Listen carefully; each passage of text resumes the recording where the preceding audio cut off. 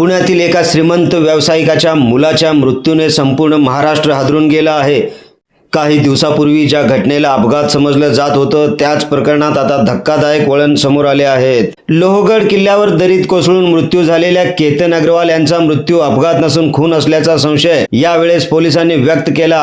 विशेष म्हणजे या प्रकरणात केतन यांची होणारी पत्नी सिया गोयल आणि तिच्या मित्राला पोलिसांनी ताब्यात देखील घेतलेलं आहे। केतन अग्रवाल नेमके कोण होते, चला जाणून घेऊया।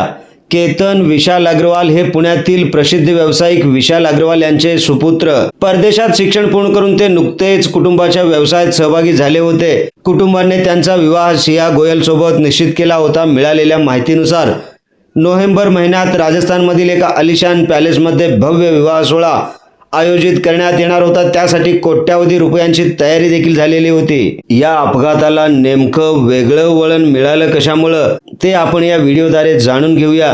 नेमकं घडलंय काय? 18 जून रोजी सियाचा वाढदिवस साजरा करण्यासाठी केतन, सिया आणि काही मित्र लोहगड किल्ल्यावर गेले होते। सुरुवातीला दावा करण्यात आला की फोटो काढताना केतन यांचा तोल गेला आणि तो खोल दरीत कोसळून त्यांचा घटनास्थळीच मृत्यू झाला। घटनास्थळी बचाव पथक पोहोचलं, मात्र रुग्णालयात डॉक्टरांनी त्यांना मृत घोषित केलं। त्यानंतर अपघाती मृत्यूची नोंद पोलीस स्टेशनमध्ये करण्यात आली।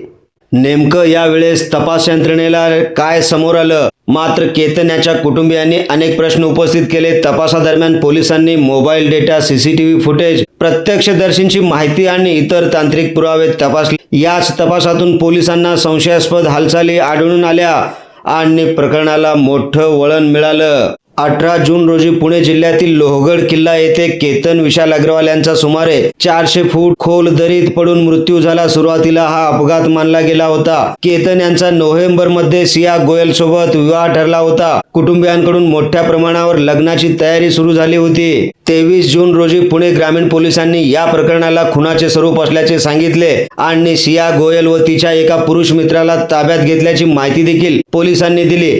पोलिसांच्या प्राथमिक तपासात हा अपघात नसून नियोजित कटाचा भाग असल्याचा संशय पोलिसांनी व्यक्त केला आहे। तपास अद्याप सुरू आहे। काय आहे ही बातमी सविस्तरपणे जाणून घेण्यासाठी आपण जर पहिल्यांदाच NGTV मराठी न्यूज चॅनल पाहत असाल तर नक्की सबस्क्राइब करा।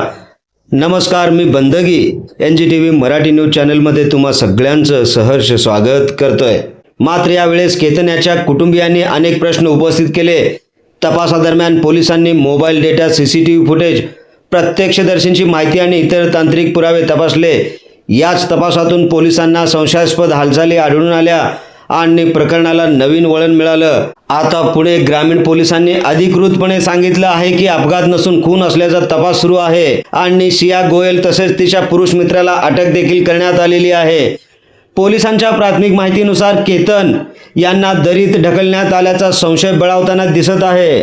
मात्र नेमका हेतू काय होता? कटामध्ये आणखीन कोण कोण सहभागी होते याबाबतचा तपास अजून सुरू असून पोलिसांकडून अधिकृत माहिती येणे बाकी आहे। एका बाजूला काही महिन्यांवर आलेलं आलिशान लग्न, दुसऱ्या बाजूला अचानक झालेला मृत्यू आणि आता समोर आलेला खुनाचा संशय। या संपूर्ण प्रकरणाने महाराष्ट्रासह देशभरात एकच खळबळ उडवून दिली आहे। या प्रकरणात पुढे आणखीन कोणते धक्कादायक खुलासे होतात याकडे संपूर्ण महाराष्ट्राचे लक्ष लागून राहिले आहे। आजच्या या प्रकरणातून एक गोष्ट स्पष्ट होते, ज्या घरात काही महिन्यांनी शहनाई वाजणार होती त्या घरात आज शोककळा पसरली। लोहगडावरील हा मृत्यू सुरुवातीला अपघात वाटत असला तरी पण तपास जसा जसा पुढे गेला तसतसे अनेक धक्कादायक प्रश्न समोर येत गेले।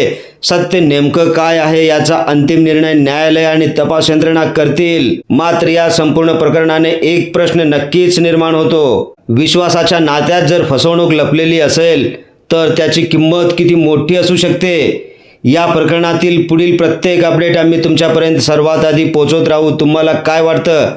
खरोखरच हा पूर्वनियोजित कट होता की अजून काही मोठं सत्य समोर येणं बाकी आहे? तुमचं मत आम्हाला कमेंटमध्ये नक्की लिहा। अशाच प्रकारच्या रोखठोक आणि सडेतोड बातम्यांसाठी पाहत रहा महाराष्ट्राचा बुलंद आवाज NGTV Marathi news. Bureau chief Nizamshah Shaikh सोबत बंदगी, NGTV मराठी न्यूज, सोलापूर।